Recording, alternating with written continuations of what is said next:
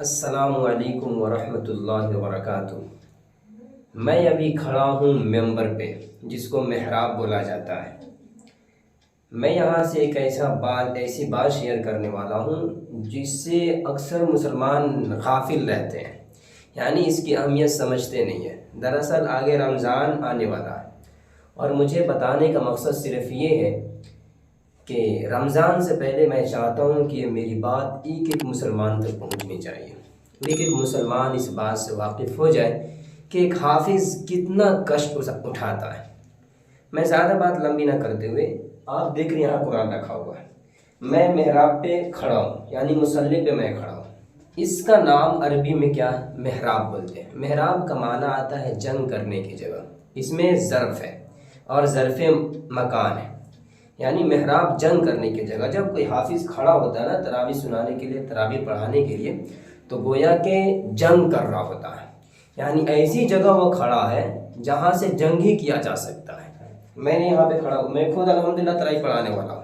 میرا تعریف کرنا مقصد نہیں ہے، میرا مسلمانوں کو بتانا مقصد ہے کہ معمولی چیز نہیں ہے مصلی پہ کھڑا ہو کے رٹا لگا کر 30 پارہ قرآن یہاں پہ کھڑا ہو کر سنانا معمولی بات نہیں ہے۔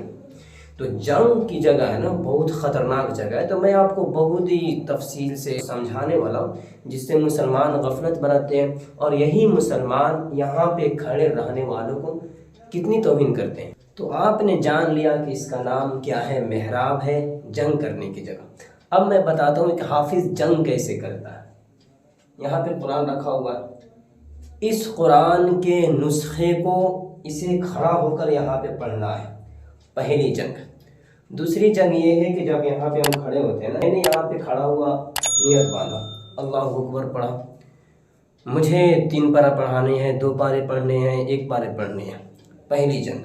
دوسری جنگ کیا ہے کہ مجھے 20 صفحہ یعنی جتنا ہی پڑھنا ہے۔ دوسری جنگ یہ ہے کہ مجھے 20 رکعت پڑھانی ہے۔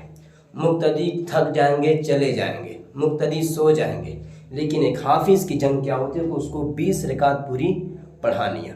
نمبر تیسرے پہ جنگ کیا ہے؟ اس کو ایک ایک لفظ کا، ایک ایک آیت کا، ایک ایک رکعت کا رعایت کرنی ہے، کہ کہیں 19 رکعت نہ ہو جائے، کہیں 3 رکعت نہ ہو جائے ایک ساتھ، کہیں 1 رکعت پہ میں سلام نہ پھر دوں۔ ان ساری چیزوں کو رعایت کرتا ہے۔ تیسری جو جنگ ہے مقتدیوں کا، مقتدیوں کا کتنے لوگ تو ایسے ہوتے ہیں جو تراویح پڑھانے والے کو تانا دیتے ہیں۔ تو اب بتائیے، یہاں پہ آپ کھڑے نہیں ہو سکتے ہیں، اور یہی وجہ ہے کہ علماء کرام ہی جنگ کرتے ہیں۔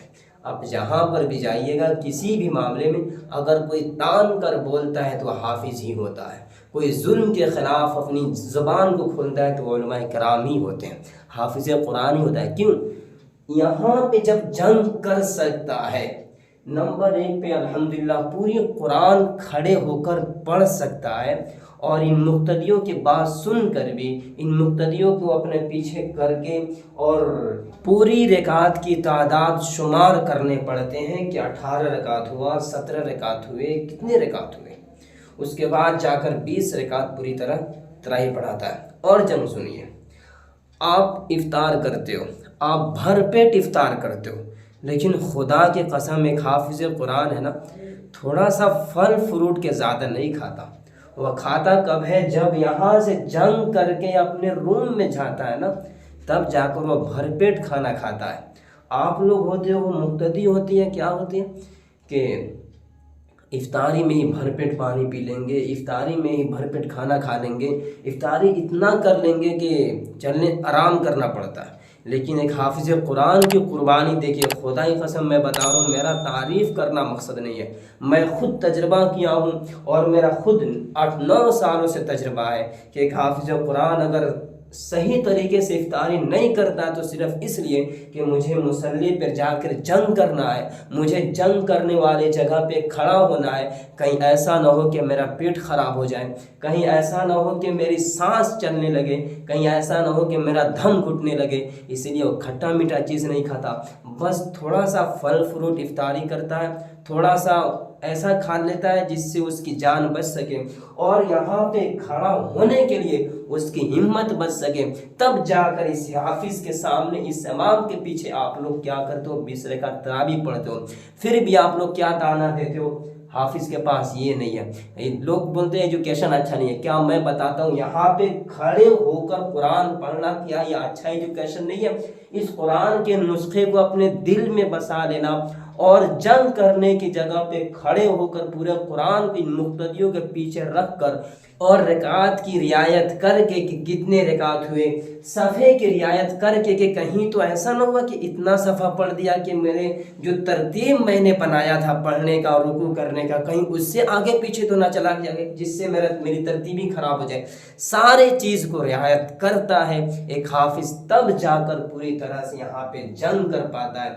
इसलिए मेरे दोस्त, मैं बूढ़ों को नहीं, मैं नौजवानों को मुखातब करता हूँ, क्योंकि मैंने देखा है बूढ़ों लोगों को किस तरह ताना देते हैं। इसलिए मेरे दोस्त, ये मामूली काम नहीं है। बस एक उम्मत की क्या होता है, को हौसला होता है कि उम्मत हमारे लिए दुआ करे, हमारे लिए थोड़ी सी हिम्मत बढ़ाए। बस दुआ ये करे कि अल्लाह ताला जितने कुरान हाफिज़ कुरान है ना, दिल में कुरान को महफूज रखे और यहाँ पे खड़े होने की ताकत अल्हम्दुलिल्लाह हमें क़यामत के सुबह तक अल्लाह ताला हिम्मत दे, ताकत रखे, ताकि हम ये जंग हमेशा जारी रखेंगे। वरना जिस तरह के ज़माना चल रहा, लगता है कि ये जंग करने की जगह ना ख़त्म हो जाएगी। इसलिए मेरे दोस्त, इसको समझो और मेरी इस बात को मैं जानता हूँ आप लोग शेयर नहीं करोगे, मैं जानता हूँ आप लोग आगे नहीं बढ़ाओगे। क्यों? क्योंकि मैं आपका दोस्त हूँ।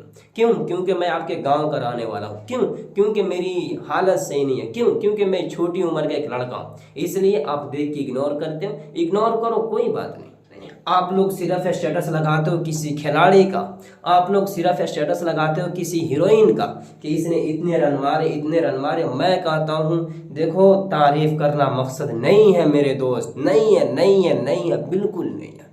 मेरा मकसद सिर्फ आप लोगों को बताना और इस जगह की अहमियत बताना, सिर्फ कि इस जगह पे कौन खड़ा हो सकता है। तुम्हारे कोई खिलाड़ी आकर खड़ा नहीं हो सकता, तुम्हारे कोई हीरोइन आकर यहाँ खड़ी नहीं हो सकती, याद रखिएगा।